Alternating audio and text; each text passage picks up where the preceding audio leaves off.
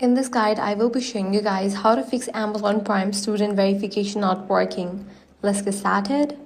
Ensure you are using a valid school or university email address like a .edu email and that it's entered correctly. Also check your inbox and spam folder for the verification email and check the confirmation link. If that does not work, try verifying your student status manually. Amazon sometimes asks for documents like your student ID, class schedule, or enrollment data. Make sure the documents are clear and up to date before uploading them. Next, check your personal details. Your name on Amazon must match the name on your student records. Even small differences can cause verification to fail. Another quick fix is to log out of your account and log back in, or try using a different browser or device. Sometimes technical glitches can interrupt the verification process.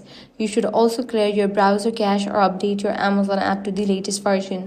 If you are still facing issues, it might be a regional limitation or temporary system error. In that case, wait a few hours and try again later. Finally, if nothing works, contact Amazon customer support. They can manually review your account and help complete your student verification.